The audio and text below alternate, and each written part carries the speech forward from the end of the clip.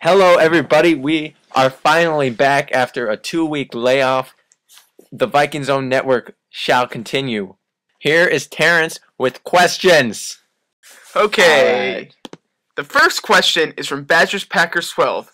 His question is, what is Vikingsown last name? Alright, for those who don't know, my first name is Steve.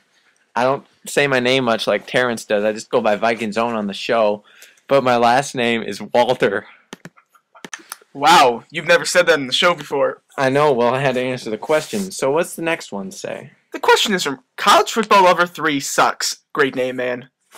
Do you think there are too many bowls?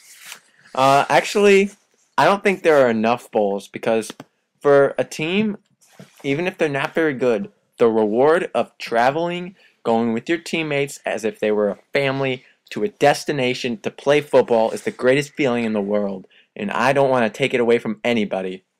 I think there are the perfect amount of bowls, because almost every bowl-eligible team but 2 got in, and they were from like the MAC. They don't deserve. I think there's perfect. 6-6 is the perfect record. Next question. This question is from STL Cards Rams Tigers 94. His question is, have you been T-bowing lately? Ha ha. Well, I have been Vikingzoning. Now that's a different thing. And I will not explain anymore. Okay, the next question is from St. Louis Cards 11 and 11. It reads, why does everyone copy the Cardinal Nation show? Well, if you're wondering and you're thinking that this show is copying it, it really isn't. We talk about the Vikings, he talks about the Cardinals. We also talk about every other Minnesota sports team, not just focusing on one sport. I respect this show a lot, but I'm saying ours has its differences. And if you're questioning about the format of the show, go to everyone's video. He copied from other people. This is just how YouTube videos go. Yeah, everybody does videos like this. Okay, our second to last question is from Illini 4 Life 1. His question is, what is your favorite song? Well, my personal favorite song, besides the Vikingsown theme song, that's just great, is Turn My Swag On by Soldier Boy. I just think it's a great song involving great things. My favorite song is the Golden Gopher fight song. Of course, that too, and the Minnesota Vikings song, Yes. Skol Vikings. And this last question is from Packer Backer. His question is, explain to me how the Packers got lucky last year, and he's referring to their Super Bowl with a lot of injured players. Well, correct me if I'm wrong, but I believe the Packers lost to the Giants. Am I right? You're right. All Okay. right. We have a lot to talk about today, guys. Yes, a lot. We have been absent for 2 weeks, so where should we start? Let's start with what you are looking at right now. Our beautiful Gopher new uniforms revealed on the 20th, and they look nice. Oh, yeah. So, we have our maroon helmet with the gold M, and it says Ski-U-Ma on the back, which is awesome. And then we have a maroon, a gold, and a white jersey, and we have gold, maroon, and white pants. And we can wear all those combos, but I don't think we're going to wear gold on gold, because that just doesn't look good. But gold on white and gold on maroon, those look good. What do you think of these, Vikingsown? Well, the color concept is the same. Same with the pants and shirt combinations. I mean, they're all the same as they were before, but it's cleaned up. That's what I have to say. It just looks beautiful. It has some, like, throwback look to it, along with modern football. It's going to really help recruiting. Yeah, but I think our old ones were nice. I liked all the combos like these ones have, but there were just too many unnecessary stripes. Yeah. These ones look like what we did back when we won a lot, and they look nice. So, nice wins. I think that means Big Ten championships. I think it does too, especially since people are going to see these uniforms and say, hey, this is a uniform that a college football powerhouse should be wearing. So I'm going to come here and make it that way. Okay, now we're going to do our least favorite new combinations and our most favorite combinations. And Alright. I'm going to start off with my least, and I have to say it's the white on white. They don't look enough gopher-y. The white pants, I'm not a big fan of them, but, I mean, they're just my least favorite, but the white on white's my least favorite. Well, my least favorite would have to be the maroon on white. Maroon jersey, white pants, because I just think that white pants at home are disrespectful when worn with a maroon jersey. Okay, now let's do most favorite, and I have to say my number one favorite is just the traditional Gopher maroon on yellow. It's beautiful with the new style. It's classic. It looks throwbacky. It looks traditional. It's beautiful. My favorite is maroon on maroon because I really like two dark colors on each other. I just think it looks great. And the maroon helmet to add to that, it's just a beautiful uniform. I love all of them, but that's my favorite, guys. And I know most of you will be sad about this, and Vikingsown will be sad, but it doesn't look like we have a white helmet anymore. Oh man, I really like the white helmet. I really like teams with white helmets when they wear it as an alternate. I think every team in college football should have one. But I guess you gotta live with it. Now we are going to talk about Gopher hoops. And how about them Gophers, Terrance? Yes, at the start of the Big Ten season, it looked bad. It was sad. We didn't look like a tournament team, but Tubby got our boys to turn it around. We beat at Indiana, which What was a top win. 10 at the time. We freaked out. That was an epic win for an epic team, and then we rolled off two more wins until last night where we lost to Michigan State Spartans, but it was Izzo's 400th win, meaning that's a really tough one to win. Yeah, we played very, very well in that game. I mean, not going to take away anything from Michigan State, but it was only because of Izzo's 400th win. Yes, that can really motivate a team, and sadly it was against us. But when you look at the schedule for the rest of the season, there are not too many tough games. I mean, we have Iowa, we have Wisconsin.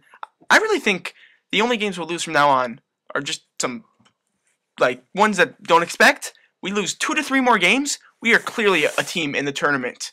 No doubt in my mind. And just wait till we make our run in the Big Ten tournament, because remember, people, Minnesota knows how to get hot. And also, some of those earlier losses were due to the loss of Trevor Mbakwe, and now we're starting to get it together with Rodney Williams stepping it up. I knew this would happen. I knew a player would step it up, and we're finding our chemistry again and getting that Gopher style back. Yes, when any team loses their star, it takes them a while to get better. But now we realized how to win without Mbakwe, and things are looking good for the Gopher and Tubby Smith. I cannot wait for another Gopher game. Alright guys, it's time to discuss the Minnesota Timberwolves. Yeah, the T-Wolves. We are looking better than we have for years. We are 8-10, and we just beat the Mavericks in style. We dominated them, and who could forget the buzzer beater over the Clippers? What a win that was. We are good, and I'm loving it. Yep, Kevin Love is scoring 25.3 points per game, and then also 13.7 rebounds. And don't forget, we have Rubio, assist master, almost 9 a game. We are so good. We also have promising rookie Derek Williams. This team is young. Just wait. Yeah. For a few years to go by. Yeah, and we have talent. We have so many first-round picks, and guess what? We would be in the playoffs if we were in the Eastern. The Knicks are yeah, we're in the 8th spot. Well, we would be ahead of you if we were on that side. We're on the good side. And we have an 8-10 record on the good side. Yeah, against tougher opponents. We probably have 3 losses on the Eastern. Yeah, because we are a better team than many people give us credit for. Yes. Alright, just look at Kevin Love's stats. MVP all the way, first of all. And we have promising players like Derek Williams, who will only get better. Ricky Rubio, the Spanish master. We still have Wesley Johnson and Michael Beasley, who will find their way to dominance. We have J.J. Barea, and he's a great role player. We have Luke Ridenauer, and he is good too. This talent is just great. Yes. And we have the Spurs, the Lakers, and the Rockets coming up. We will attend most of the home games. And we love the T-Wolves. We love the Timberwolves. And how about Kevin Love's new deal?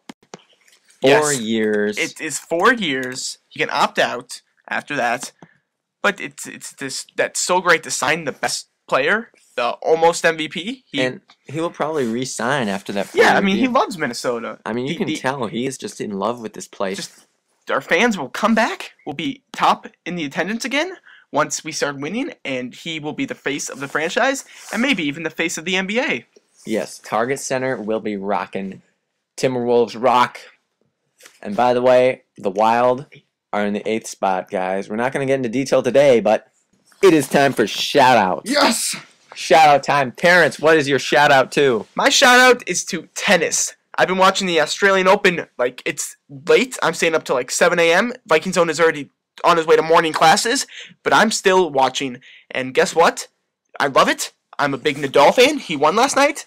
And I love tennis. I love it. Tennis is fun, especially with my purple racket. Anyways, my shout-out is to the solar system because I like astronomy, especially when it involves Minnesota sports. But anyways, we forgot to mention our Super Bowl predictions. 46. Numbers 46. Super Bowl 46. So this is a little bonus to the end of the show. Terrance, who do you have winning the Super Bowl, and what's the score going to be? Well, if you would remember, back in like episode 8 or something like that, I predicted the Patriots versus the Giants. And guess what? It is. Terrance is the man, just so you know. What a good prediction. Sports. What a good prediction. I also predicted the Eagles would be bad. And they were. Enough of that. My prediction, 31-28.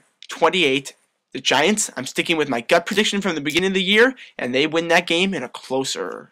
My Super Bowl prediction is going to be the Patriots winning in this rematch by a score of 31-23. I just have a feeling the Patriots are going to want revenge, and the Giants will be without Eli Manning. No, they are not yet, but I think he'll get injured in the first quarter. Vikingsown out.